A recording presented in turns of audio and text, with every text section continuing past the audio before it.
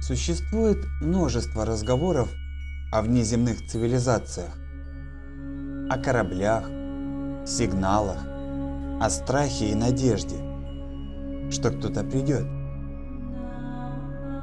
Но если отбросить все внешнее, все, что построено из ожиданий, то остается то, что не требует ни технологий, ни расстояний. Состояние присутствия. Живой контакт. Контакт не между мирами, а внутри одного поля.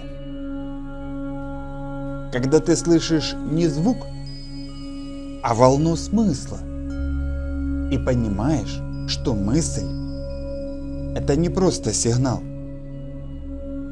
а дыхание живого пространства.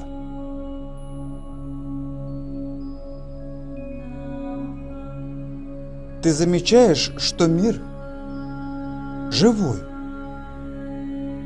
Каждое дыхание, каждое движение ветра – ответ.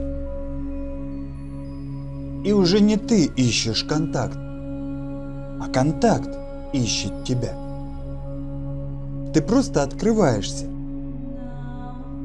и мир начинает говорить.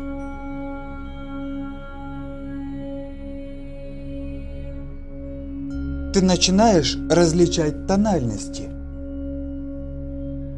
Не все мысли принадлежат тебе.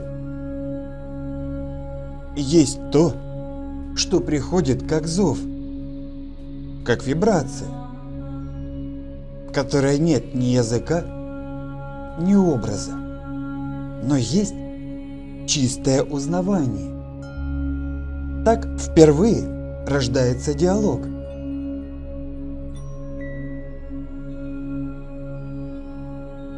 Ты входишь в поле другого сознания, но не как наблюдатель, а как часть единой волны.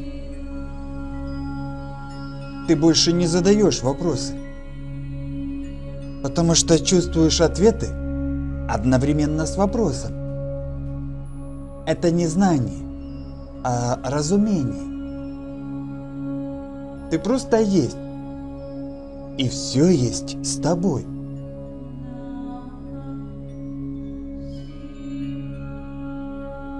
Теперь ты не просто слышишь, ты действуешь из общего источника. Каждое твое намерение становится частью космического ритма.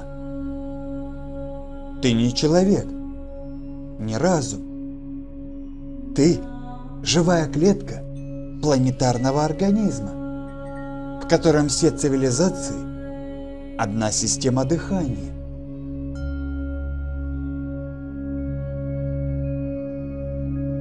Нет ни мы, ни они. Есть существо, называемое Землей, в котором все формы жизни – ноты одной симфонии.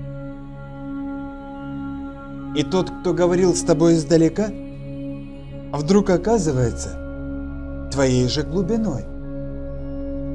Контакт завершен, потому что никто не был отделен.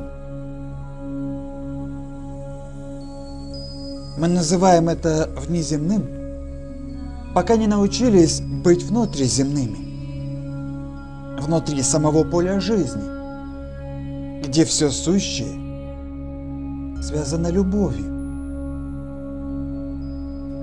Когда человечество вспомнит это, не нужно будет ни антенн, ни посланий. Каждое сердце станет передатчиком. Каждый взгляд – порталом. И Земля вновь зазвучит единым существом. Это и есть живой контакт. Это и есть возвращение домой.